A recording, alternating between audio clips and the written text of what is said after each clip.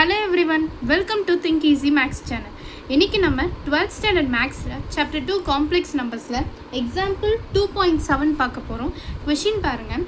Find z if z is equals to 2 plus 3i into 1 minus i அப்படின்னு கொடுத்திருக்காங்க.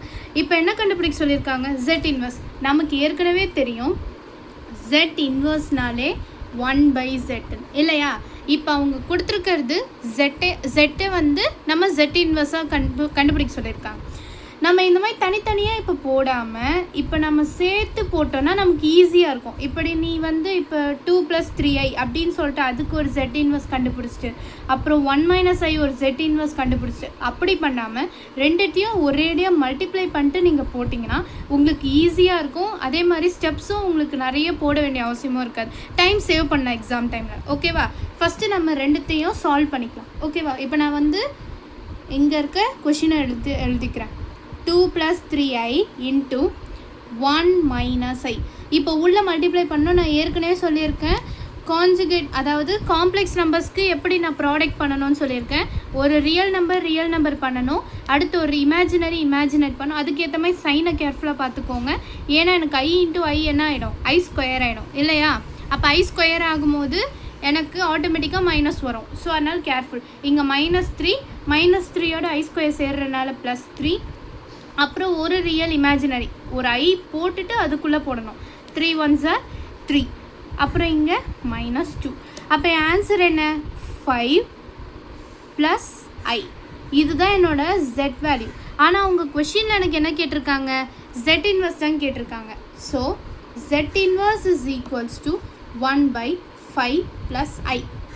z inverse is equals to 1/5 + iன்னு இருக்கா? So அப்போ நம்ம என்ன செய்யணும்னா இதை நான் கான்ஜுகேட் பண்ணிக்க போகிறேன். நான் ஏற்கனவே சொல்லியிருக்கேன் காம்ப்ளெக்ஸ் நம்பர்ஸ் எனக்கு டினாமினேட்டரில் வரக்கூடாது, அது one of the basic rule அப்படின்னு சொல்லியிருக்கேன் இல்லையா? ஓகே. ஸோ அப்போ 5 - i டிவைடட் பை 5 - i. இந்த மாதிரி ரெண்டு மைனஸ் போட்டுக்கோங்க. அதாவது இங்கே ப்ளஸ் வரும்போது இங்கே எனக்கு ரெண்டுத்துலேயுமே மைனஸ் வரணும். நியூமரேட்டர்லேயும் சரி டினாமினேட்டர்லேயும் சரி. அப்போ தான் எனக்கு கேன்சல் ஆகிடும். ஓகேவா? இப்போ z இன்வர்ஸ்க்கு சால்வ் பண்ணுவோம். 5 - i டிவைடட் பை, நான் ஏற்கனவே சொல்லியிருக்கேன் காம்ப்ளெக்ஸ் நம்பர்ஸில் எனக்கு a + ib இன்ட்டு a - ibன்னு வந்துச்சுன்னா a² + b²ன்னு. ஸோ அப்போ எனக்கு 25 + 1 இதுதான் எனக்கு வர போகிற ஆன்சரை. நான் ஒரு ஸ்டெப்பை வந்து என்ன பண்ணியிருக்கேன்? கட் பண்ணியிருக்கேன். ஓகேவா?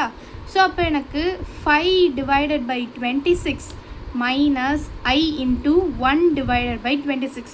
இதுதான் என்னோட ஃபைனல் ஆன்சர் இந்த சம்முக்கு. வேணா உங்களுக்கு எக்ஸ்ட்ரா ஒரு ஸ்டெப் எழுதி காமிக்கிறேன். z inverse is equals to 5/26 - i 1/26. இதுதான் final answer for this some.